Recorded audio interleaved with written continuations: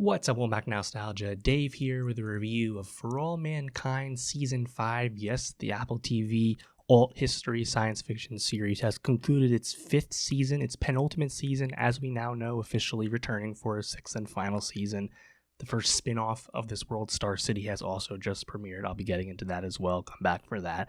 But For All Mankind, it's been with us for a long time. I think people might forget that Season 1 debuted as one of the launch debut series on Apple TV Plus alongside the first season of The Morning Show, for example. And of course, For All Mankind has taken us on such a journey as the show has jumped decades into the future.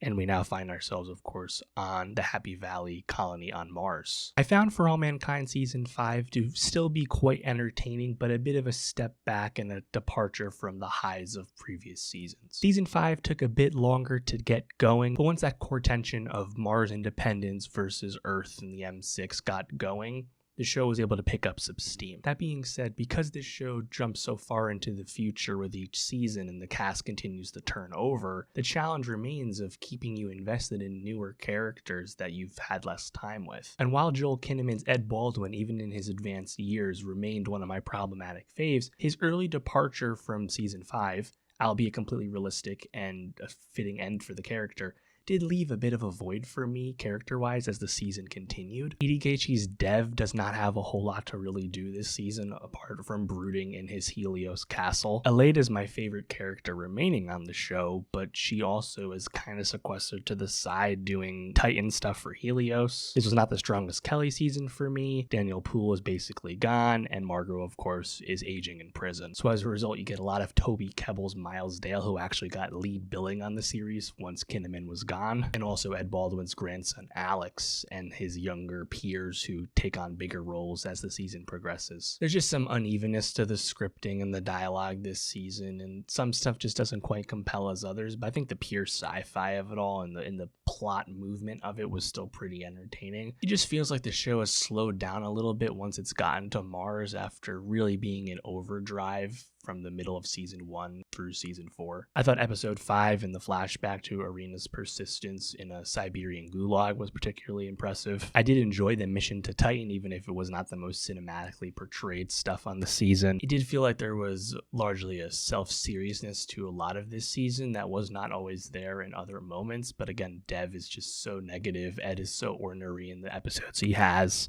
Apart from the dance battle to Nicki Minaj's super bass in the farm domes that becomes a tragedy. Like the initial surprise of that moment was one of the few moments of true levity on this season. Also, the introduction of Danny Stevens' daughter as this new Marine who eventually gets sent to Happy Valley to suppress the rebellion. Completely tough stuff there. I really hope that character does not continue. We do not need more references to the Stevens family, and Danny Stevens, of course, such a fatal flaw of the middle story of For All Mankind. The Korean War flashback that you get in the early days as the Ed character is about to leave the show, Joel Kinnaman getting to portray the character again without all the old age prosthetics and makeups.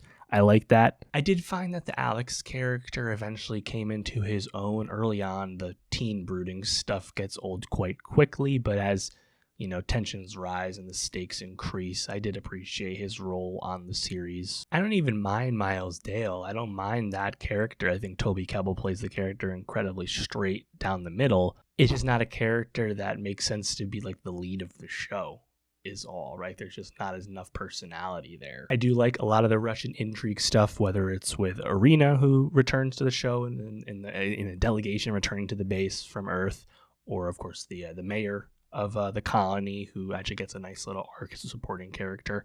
I like that kind of stuff, which of course was such an integral part of early For All Mankind. Of course, that's that spycraft, that rivalry, even as the Soviet Union and the United States were allies throughout most of this season. We're getting a lot more of that, of course, on the spin-off Star City, which I'll get into. And really, it just leaves me with a curiosity of where the season's going. I think I remember, what was it? Season 3 conclusion into Season 4, you get, of course, the nod to the, journey to Mars, which was coming quite quickly following the establishment of the moon base and everything in Season 2. This season, we get this stinger of a crashed out Soviet ship that reactivates. Of course, the time skip taking us from 2012 to 2020 for the final season, which is a cool cool nod, of course, to bring the show into the present day, even if technologically speaking, scientifically seasoned, the show is diverted from reality in more ways than simply just changing, various nods with its alt history. I'm curious exactly how that Easter egg is going to manifest in the Titan presence. Are we still going to be largely based on Mars? What's going to happen with the show? Dev having Lily's camera, seeing the atrocities that were happening when the base was being attacked at the end of season 5. How will that manifest? I hope there's more from Dev and Helios this time than we got with season 5, and hopefully that character was just stuck in a bit of a holding pattern plot-wise, but we'll have more to do in season 6. I hope so. Ed's gone. Pool's almost certainly gone. Margot's basically gone. There is room, right? You just got to find the story there. And I trust the creators. I think the creators still have the juice. We see that with the strength of Star City in its early episodes. So I just hope they can land that plane. But it's been quite the journey, quite the unexpected journey watching the show. But let me know, what did you think of For All Mankind Season 5? What did you like about it? What did you dislike about it? What do you want to see from the 6th and final season? Let me know. Check out my review on Star City as well.